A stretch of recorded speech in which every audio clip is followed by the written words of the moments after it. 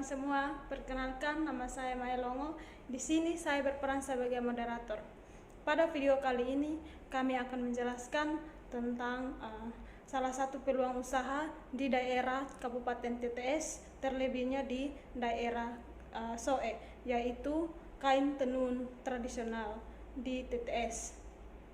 Pada kesempatan ini saya berikan waktu dan kesempatan kepada teman-teman saya yang bertugas sebagai pemateri. Waktu dan kesempatan saya berikan. Baik, terima kasih atas waktu dan kesempatan yang diberikan kepada saya. Sebelum saya masuk ke hasil presentasinya, saya akan memperkenalkan diri terlebih dahulu. Nama lengkap saya Ufi Soleman Poa. Saya berasal dari Soe, Kecamatan Ambon Selatan, Desa Bena. Saya di sini juga sebagai mahasiswa aktif Politeknik Pertanian Negeri Kupang. Di sini saya akan menjelaskan tentang kain tenun ikat tradisional Kabupaten Timur Tengah Selatan atau Soe.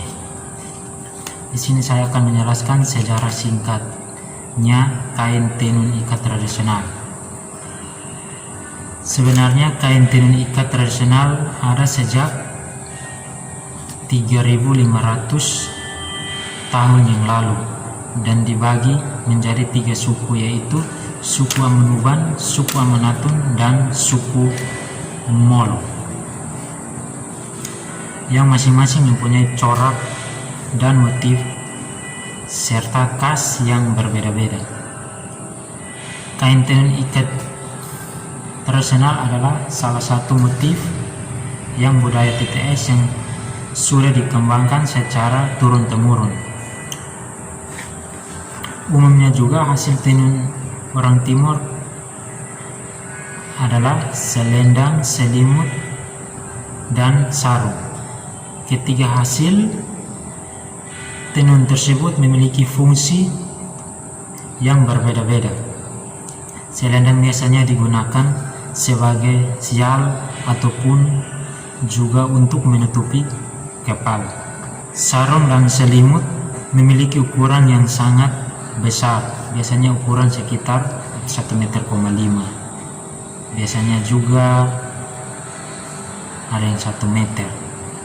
Biasanya sarung digunakan untuk kaum wanita dan juga selimut digunakan oleh kaum pria juga di acara-acara tertentu, misalkan ke gereja juga bisa, di tempat ibadah, biasanya ke pesta atau tempat adat apapun.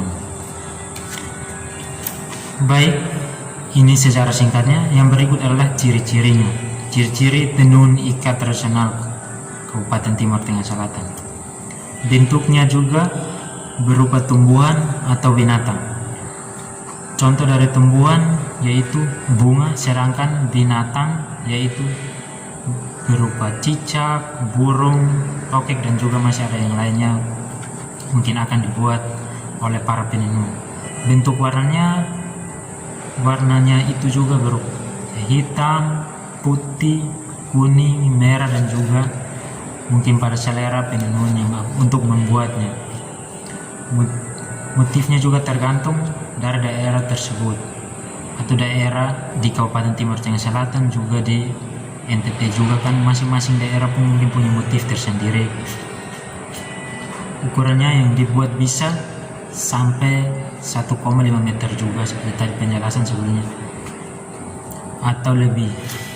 Baik, yang berikutnya juga adalah bahan dan alatnya. Bahan terdiri atas benang dan juga pewarna.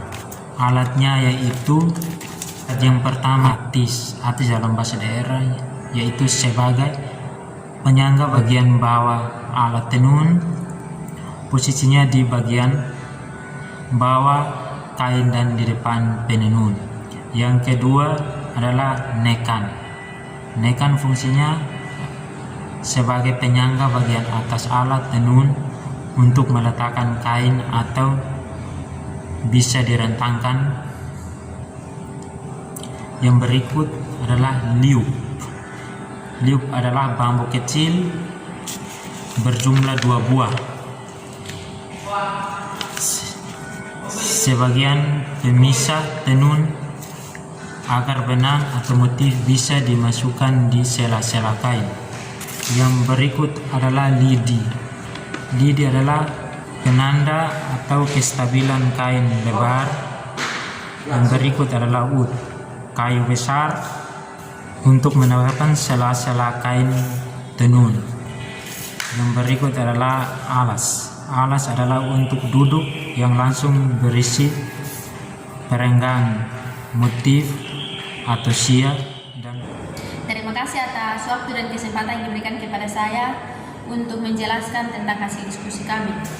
Sebelumnya saya akan memperkenalkan diri. Nama saya Narvina Stiotias, jurusan Peternakan, Prodi Produksi Ternak, kelas C. Asal saya dari SOE. Saya di sini sebagai pemateri kedua dari kelompok kami. Saya akan menjelaskan tentang cara pembuatan kain tenun ikat tradisional khususnya di daerah SOE.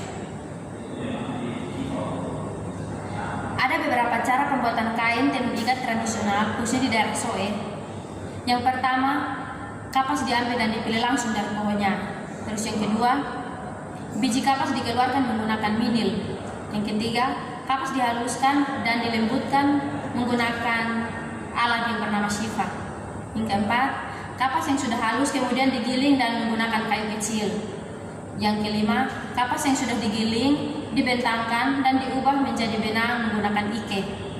Yang keenam, benang yang sudah jadi disusun, dinonek agar mudah melakukan proses pewarnanya. Yang ketujuh, pewarna yang dibuat menggunakan bahan alam seperti daun tarum, kulit, pohon mengkudu, dan bubur jagung. Yang kedelapan, bahan pewarna yang ditumbuk, dimasak, setelah itu dicelupkan benang yang sudah berbentuk memanjang. Yang sembilan, benang dijemur. Jika warnanya pudar, maka proses pencelupan warna diulang kembali sampai didapatkan warna yang tepat. Yang ke-10, benang yang sudah kering kemudian dipintal berbentuk seperti bola. Terus yang ke-11, benang tersebut disusun di antara etis dan ekan sebagai kerangkaian benang dasar kain tenun. Terus yang ke-12, proses tenun menenun dimulai. Proses tenun ini bisa memakan waktu yang cukup lama sampai kain tenun ini bisa jadi. Ya baik, saya akan lanjut dengan cara untuk mengembangkan kain tenun ikat ini dengan baik. Berbisnis kain tenun ikat tradisional ternyata sangat menjanjikan, sebab kerajinan kain tenun ikat tradisional pesaingnya sangat sedikit.